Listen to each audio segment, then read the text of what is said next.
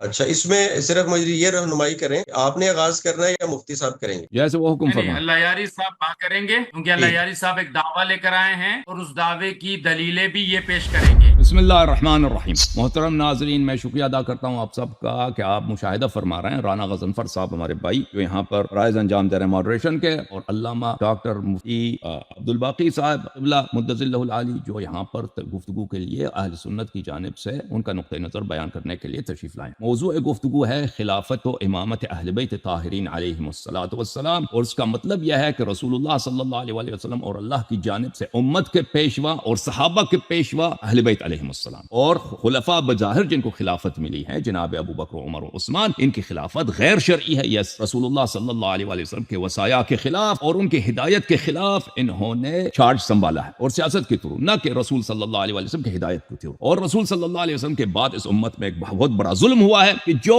ہادی رسول اللہ صلی اللہ علیہ وسلم نے تعین فرمائے تھے، جو امام رسول اللہ صلی اللہ علیہ وسلم نے اللہ کے حکم سے تعین فرمائے تھے، ان کا حق چھینا گیا۔ اور یہ کوئی نئی بات نہیں ہے، جیسے حضرت موسیٰ علیہ السلام پہاڑی پہ چلے تھے تو پوری صحابہ حضرت موسیٰ علیہ السلام کے، ان کے صحابہ نے بتوں کے سامنے اور مجسمے کے سامنے اور بچڑے کے سامنے انہوں نے نمازیں پڑھنا شروع کیا تھا، اور حضرت ہارون علیہ السلام کو یہ بات نہیں مانی تھی۔ اچھا محترم ناظرین، یہاں پہ ادلہ بہت زیادہ ہیں، ادلہ بے شمار ہیں کہ کیوں خلفاء ثلاثہ کے خلافت باطل ہے، اور کیوں اہل بیت طاہرین علیہم الصلاۃ والسلام اللہ اور رسول صلی اللہ علیہ وآلہ وسلم کے حجج اور ہادی ہیں، اور جو ان کے اتباع نہ کرے وہ گمراہ ہے۔ ملاحظہ کریں محترم ناظرین، یہ کتاب مسند احمد ابن حنبل جلد نمبر 18 چھاپ مؤسسۃ الرسالہ، شعیب الارناؤوط جو بہت ہی کٹر وہابی ہے، اس نے اس کتاب کی تحقیق کی ہے۔ یہاں پر ابو سعید الخدری رضی اللہ عنہ سے روایت ہے کہ انہوں نے فرمایا کہ رسول اللہ صلی اللہ علیہ وآلہ وسلم نے فرمایا انی قد ترکت فیکم، یہ قد ترکت فیکم یہ کیا، اس کو کیا کہتے ہیں؟ میں آپ کے درمیان چھوڑ کے گیا ہوں، میں آپ کے درمیان چھوڑ کے گیا ہوں۔ یہ صریح ہے وصیت میں، یہ صریح ہے استخلاف میں، اور کہ میں تمہارے درمیان چھوڑ کے جا رہا ہوں، تمہارا اور میرے بعد اتھارٹی کون ہے؟ ما ان اخذتم به لن تضلوا بعدی، کہ جب تک تم ان کے اتباع کرو گے کبھی گمراہ نہ ہو جاؤ گے۔ گمراہی سے امان، گمراہی سے نجات کی ضمانت، گارنٹی کون دے رہے ہیں؟ حضرت رسالت صلی اللہ علیہ وسلم اپنے بعد، لیکن اس کی ایک شرط ہے کہ جو چھوڑ کے جا رہے ہیں ان کی اتباع کیا جائے۔ الثقلین کہتے ہیں نہایتی دو نفیس، دو قیمتی چیزوں کو، میں تمہارے درمیان دو نہایتی نفیس اور قیمتی چیزوں کو جا رہا ہوں۔ وَأَحَدُهُمَا أَكْبَرُ مِنَ الْآخَرِ، ایک دوسرے سے بڑا ہے۔ کتاب اللہ حبل ممدود من السماء إلى الأرض، کتاب اللہ جو ہے اللہ کی رسی ہے جو لٹکایا گیا آسمان سے زمین تک۔ وعطرتی اہل بیتی، اور دوسرا میرے عطرت اہل بیت طاہرین علیہم السلام ہے۔ الا وانہما لن يتفرقا حتى يرد علی الحوض، اور یہ ایمان سے جانو باخبر رہو کہ یہ دونوں ایک دوسرے سے کبھی الگ نہیں ہوں گے، قیامت آئے گی حوض کوثر پہ یہ دونوں میرے پاس آئیں گے، یہ ایک دوسرے سے الگ نہیں ہوں گے۔ اب جو امت یہ، اور یہ حدیث نہ صرف صحیح ہے، یہ حدیث متواتر ہے، حدیث صحیح ہے، رسول صلی اللہ علیہ وآلہ وسلم نے تصریح کیا، اور یہ حجت الوداع کی بات ہے، تصریح فرمایا ہے کہ میرے بعد تم نے اتباع کرنی ہے امانت ضلالت سے بچنے کے لیے، کس کی؟ قرآن اور اہل بیت طاہرین علیہم الصلاۃ والسلام کو، اور ان دونوں کو قرین قرار دیا ہے، ان کے اتھارٹی کو۔ اب ملاحظہ فرمائیے یہ کیونکہ میرے پاس صرف 10 منٹ ہے میرے محترم ناظرین، میں بعض تصریحات علماء عامہ کے، علماء فرقہ مخالف کے تصریحات اس حدیث شریف کی دلالت پہ پیش کرتا ہوں۔ یہ کتاب حاشیہ احمد ابن حنبل کا الیف العلامہ ابو الحسن نور الدین محمد ابن عبد الہادی السندی، متوفى سنہ 1138، یہ جلد نمبر 12 ہے، یہ وزارت الاوقاف قطر میں چھپی۔ یہاں پر اسی حدیث کے ذیل میں وہ فرماتے ہیں وعطرتی کأنہ صلی اللہ علیہ وآلہ جعلهم قائمین مقامہ، یہ حدیث اس طرح بتاتا ہے کہ رسول صلی اللہ علیہ وسلم نے اہل بیت علیہ السلام عطرت طاہرہ کو اپنا قائم مقام بنا دیا ہے۔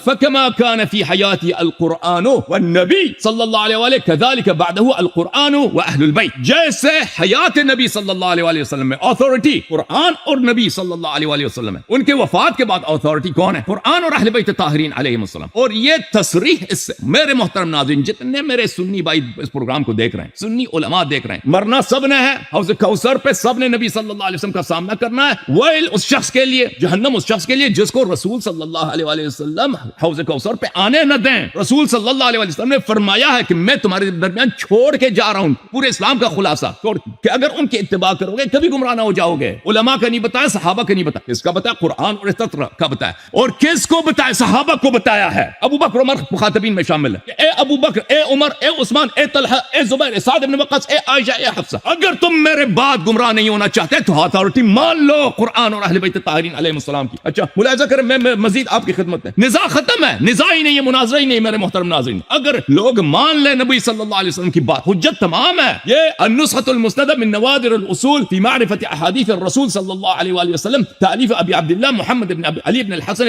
المعروف بالحکیم الترمذی، جزء اول، چھاپ مکتبۃ الامام البخاری۔ یہ کتاب چھپی ہے جامع الازہر میں قاہرہ میں۔ یہاں پہ ملاحظہ کریں، اس حدیث کو نقل کرتے ہیں، وہ جابر سے روایت کرتے ہیں، رأیت رسول اللہ صلی اللہ علیہ وآلہ وسلم فی حجۃ الوداع یوم عرفہ ایھا الناس قد ترکت فیکم ما ان اخذتم به لن تضلوا کتاب اللہ وعترۃ اہل بیت۔ جابر نے کہا کہ میں نے رسول صلی اللہ علیہ وآلہ وسلم کو حجۃ الوداع میں دیکھا، اپنی وفات کا خبر دیا کہ میں مر کے جا رہا ہوں لوگوں، یہ حجۃ الوداع، اس کے بعد میں حج نہیں کروں گا، اگلے سال میں تمہارے درمیان نہیں ہوں، اور میں چھوڑ کے جا رہا ہوں تمہارے درمیان کہ اگر اس کی اتباع کرو گے، اس کی اطاعت کرو گے، شیخ صاحب یہ حجت ہے تم پر، خدا کی قسم حجت ہے تم پر۔ ابو بکر عمر کو بتایا کہ تم اگر گمراہ نہیں ہونا چاہتے تم اہل بیت علیہ السلام کی اتباع کرو۔ مفتی عبد الباقی، اعتراف کرو پیغمبر صلی اللہ علیہ وسلم کے فرمان کا، مخالفت نہ کرو، اس کے مقابلے میں کوئی جسٹیفیکیشن نہیں چلے گا۔ اگر گمراہ نہیں ہونا چاہتے ان کے اتباع کرو۔ اور کس کا بتایا؟ کسی او بھائی ہم کیا کہہ رہے ہیں، کس کی اتباع کرو؟ ہم کہہ رہے ہیں کہ تم یہود و نصارہ کی اتباع کرو، ہم کہہ رہے ہیں کسی منافق کی اتباع کرو، جس کو رسول صلی اللہ علیہ وسلم نے قرین قرآن، صاحب قرآن قرار دیا، ثقلین کتاب اللہ و عترۃ اہل بیت۔ اگر پیغمبر حق وما ينطق عن الهوى ان هو الا وحی یوحى ہے صلی اللہ علیہ وآلہ وسلم، تو اس کی بات کو مان لو نا، یہ اللہ کا کلام ہے،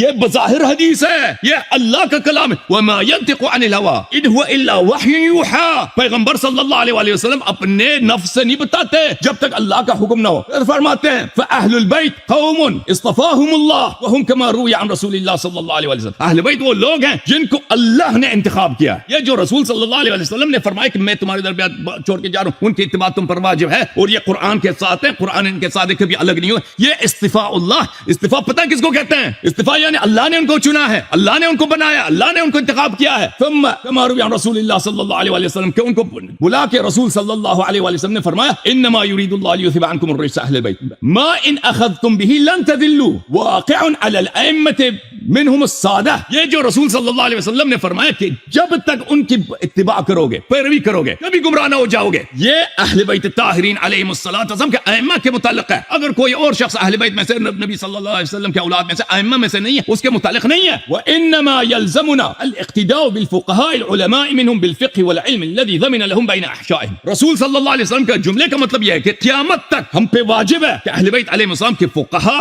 علماء جو ان کا اللہ نے ان کو علم دیا، ان سے اتباع کریں۔ تو اگر یہ واجب ہے میرے محترم ناظرین، رسول صلی اللہ علیہ وسلم کے بعد تو ابو بکر عمر پہ بھی واجب ہے نا، شریعت تو دو تو نہیں ہے، صحابہ پہ بھی تو واجب ہے۔ اگر رسول صلی اللہ علیہ وسلم نے ان کے لیے امام بنا کے گئے ہیں، خلیفہ بنا کے گئے، جانشین بنا کے گئے، کسی کو حق نہیں تھا کہ رسول صلی اللہ علیہ وسلم کے فرمان کے باوجود جا کے کسی اور کو خلیفہ بنائے، امام بنائے۔ اچھا میں ایک اور آپ کی خدمت میں، میرے کچھ سیکنڈ میرے پاس باقی ہیں، ملاحظہ کریں، یہ تحفۃ الاحوذی ہے بشرح جامع الترمذی، مبارک پوری صاحب کی، جلد نمبر 1 ہے۔ یہاں پر مبارک پوری صاحب فانظروا کیف تخلفونی فیہما، فرمایا کہ کیف تکونون بعد خلفاء عاملین متمسکین بہما۔ یہ رسول صلی اللہ علیہ وسلم کے جملہ کہ میرے بعد تم ان کے ساتھ کیا برتاؤ کرو گے، اس کا مطلب یہ ہے کہ میرے بعد تم کیسے قرآن اور اہل بیت علیہ السلام سے تمسک کرو گے، ان کے فرمان پہ عمل کرو گے۔ یہ تم اچھی طرح سے سوچنا، دیکھنا۔ میرے محترم ناظرین میرا ٹائم ختم۔ مفتی صاحب آواز آ رہی ہے؟ آپ کا کوئی نیٹ تھوڑا سلو چل رہا ہے علامہ صاحب؟ ہمارے یہاں اصل میں اس وقت شدید ہوا اور بارش ہو رہی ہے، تو نیٹ کا معاملہ تھوڑا سا گڑبڑ ہو رہا ہے۔ میں لیاری صاحب سے جو انہوں نے تقریر فرمائی 10 منٹ کی، اس تقریر میں میرا ان سے سوال ہے کہ آپ نے کہا کہ یہ میرے لازم ہے، ابو بکر کے تھوڑا ٹائم دیجیے کہ وہ دوبارہ شروع سے بولیں، دوبارہ شروع سے بولیں، سمجھ نہیں آیا۔ شیخ صاحب کو اگر تو ان کا دوسرا فون ہے تو ان کو واٹس ایپ پہ کال کرتے ہیں بھائی، ان کا تصویر آواز کم از کم واٹس ایپ پہ صحیح آئے گا۔ آواز آ رہی ہے میری؟ آ رہی ہے، بہترین۔ جی آ رہی ہے مفتی صاحب۔ میں یہ عرض کر رہا تھا کہ جو ذمہ داریاں آپ میری لگا رہے تھے کہ میں ذمہ دار ہوں، ابو بکر ذمہ دار ہیں، عمر ذمہ دار ہے، عثمان ذمہ دار ہے، طلحہ ذمہ دار ہے، رضوان اللہ علیہم اجمعین سارے کے سارے، تو کیا حضرت علی رضی اللہ تعالیٰ عنہ ایک ایسی شخصیت کے کہ ان کو ان تمام جو روایات آپ نے پیش کی، ان روایات پر تو بات بعد میں کی جائے گی کہ روایت کی سند کیا ہے، متن کیا ہے، اس کی نکارت کیا ہے، وہ بات کی بات ہے۔ پہلی بات یہ ہے کہ کیا یہ قیام حضرت علی رضی اللہ تعالیٰ عنہ کی اپنی ذات کے لیے ضروری تھی کہ نہیں تھا، یہ تھا کہ نہیں تھا کہ وہ خود اٹھتے خود اپنے حق کے لیے، جبکہ میں بھی یہ مانتا ہوں اور آپ بھی یہ مانتے ہیں کہ اپنے زمانے کے سب سے بہادر آدمی کون ہے؟ علی ہے، سب سے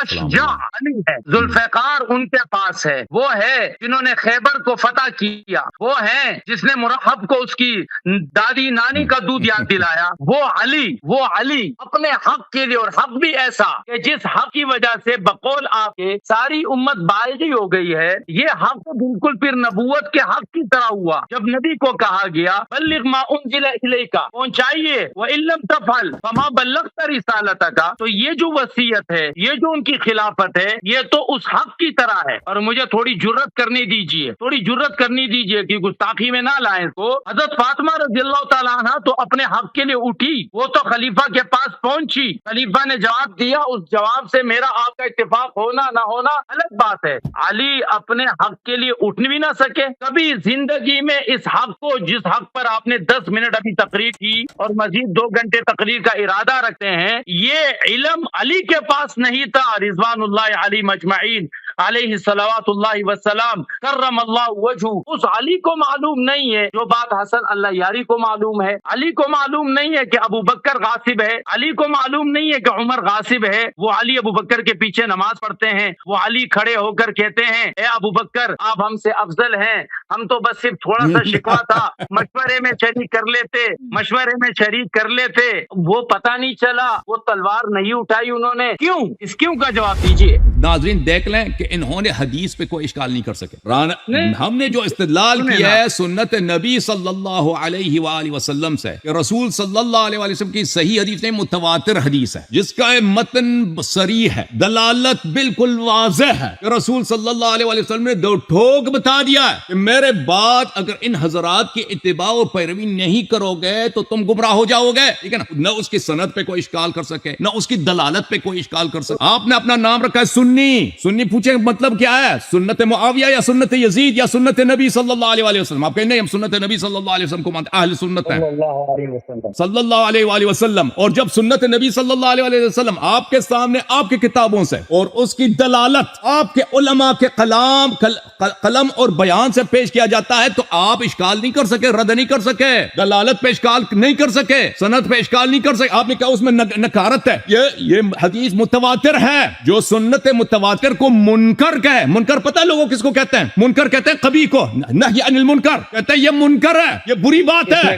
غیر قابل۔ آپ نے بولا اس میں نکارت ہے، سن لیں ایک منٹ، یہ میرے بیچ میں نہ بولیں شیخ صاحب، میرے بیچ میں نہ بولیں، میں نے آپ کا جواب سنا، جواب دینے دیں، اپنے ٹائم میں بات کریں۔ تو عرض یہ ہے محترم ناظرین کہ یہاں پہ کیا ہو رہا ہے؟ شیخ صاحب نے حدیث رسول صلی اللہ علیہ وآلہ وسلم جو متواتر ہے اس میں کوئی اشکال نہیں کر سکا۔ ان کے سامنے بس ایک ہی چارہ ہے کہ مولا علی علیہ السلام نے تلوار کیوں نہیں اٹھایا۔ یہ جو آپ کہہ رہے ہیں کہ مولا امیر المؤمنین علیہ السلام، یہاں پہ 2 مختلف باتیں ہیں شیخ صاحب۔ آپ پی ایچ ڈی لے کے آئیں، آپ کو طریق استدلال پتا ہے، کوئی اگر نہیں ہے تو یہ افسوس کی بات ہے کہ پی ایچ ڈی کس کو دیا جاتا ہے؟ پاکستان میں جس کو استدلال نہیں کرنا آتا۔ دیکھیں محترم ناظرین سن لیں اچھی طرح سے، آپ حدیث پہ کوئی اشکال نہیں کر سکے، رد نہیں کر سکے، آپ صرف ایک شبہ لے کے آئے سامنے کہ اگر یہ حدیث صحیح ہے تو مولا امیر المؤمنین علیہ السلام تلوار لے کر کیوں نہیں اٹھے، یا انہوں نے کبھی تلوار کیوں نہیں لے کے اٹھے، یا انہوں نے کبھی گفتگو کیوں نہیں کیا۔ یہاں پہ 2 مختلف باتیں ہیں، آپ نہ بولیں نا بیچ میں، صحیح ہے، آپ کو داد دینے کی ضرورت نہیں ہے، مجھے بات کرنے دیں پلیز آپ خاموش رہیں شیخ صاحب۔ میں یہ کہہ رہا ہوں کہ مفتی صاحب کے کہنے پہ ہم نے ٹائم بھی 5 منٹ کر دیا، تو آپ اپنے ٹائم میں بولیے نا، اس طرح تو پھر آڈینس بھی ڈسٹرب ہوں گے۔ مفتی صاحب رانا بھائی، علی رضی اللہ تعالیٰ عنہ کو ان باتوں کا پتا تھا جو آپ اس وقت چیخ رہے ہیں، چلا رہے ہیں، وہ سمجھ گئے نا بھائی، علی کو پتا تھا یا نہیں تھا؟ اگر تھا تو انہوں نے ان باتوں کو دلیل بنا کر ابو بکر کو گریبان سے کیوں نہیں پکڑا، عمر کو گریبان سے کیوں نہیں پکڑا؟ اس کا جواب ہم سمجھ گئے بھائی، ہم سمجھ گئے آپ کی بات کو۔ اب جواب سن لیجئے، رانا صاحب یہ فرما رہے ہیں کہ دیکھیں آپ کے کہنے پر ہم نے 5 منٹ کر دیا، وہ آپ سے عرض کر رہے ہیں کہ آپ کا انداز گفتگو جو ہے ناظرین کو بھی ڈسٹرب کر رہا ہے، گفتگو ہونے بھی نہیں دے رہا، کہہ رہے ہیں کہ اپنے ٹائم میں بولا کریں، وہ یہ کہہ رہے ہیں آپ کو، سمجھ گئے نا؟ یہ میری بات نہیں ہے، رانا صاحب کی بات ہے، کیونکہ آپ واٹس ایپ پر رہے ہیں، آپ کو سنائی نہیں دے رہی ان کی بات، اس لیے میں نے آپ کی خدمت میں عرض کی۔